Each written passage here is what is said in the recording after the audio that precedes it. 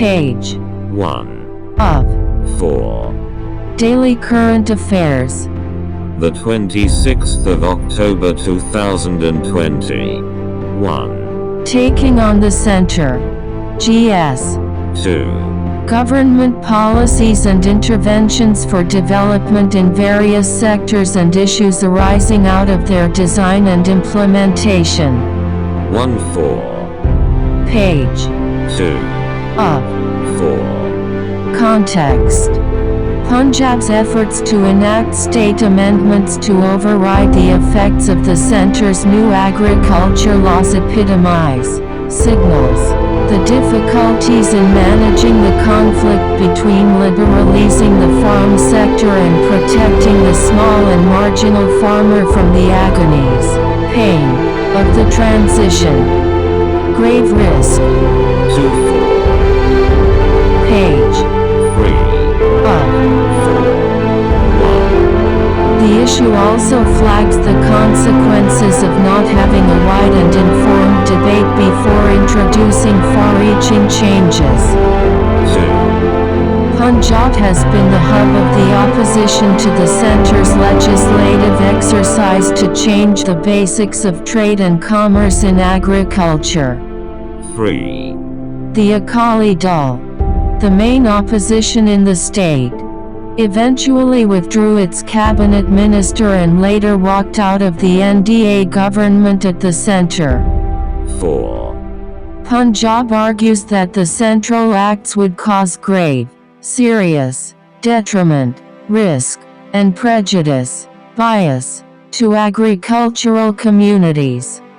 5. The bill cite an agriculture census of 2015-16 to argue that 86.2% of farmers own less than 5 acres, a majority of them less than 2 acres, and that with limited or no access to multiple markets, they would be handicapped while negotiating fair price contracts with private players. 6. Making efforts to buy farm produce at less than the MSP or harassing farmers in a bid to persuade them to enter into such contracts have been sought to be made punishable offenses, with a jail term of at least 3 years. 7. The bills also seek to overturn the centre's move to remove the fee on trade and transactions that take place outside markets functioning under APMCs. Legal legitimacy. 1. A key issue raised by Punjab's proposed amendments is whether they are legally valid and where they stand in the teeth of opposition, the centre's legislation. 2. States can indeed amend central laws enacted under the concurrent list, subject to the condition that provisions repugnant, inconsistent, to the parliamentary acts will have to get the President's assent, without which they do not come into force. 3-4. Page 4 of 4. 3.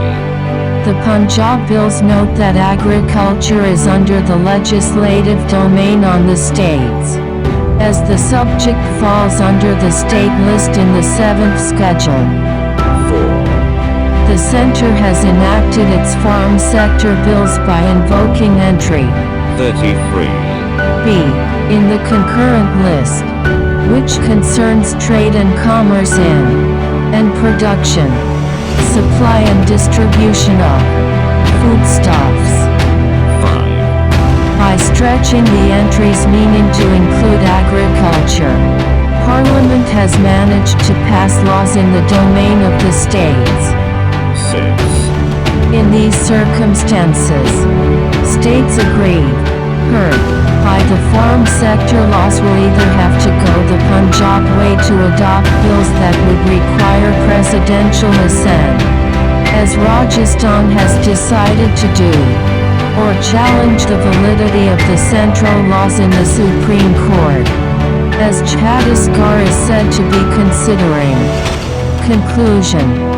1. Whatever the outcome, clear from the groundswell of opposition across the country is that a cavalier and centralized approach to issues that affect millions of farmers ill-serves a diverse country.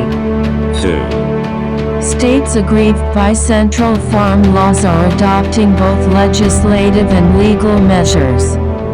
4, 4,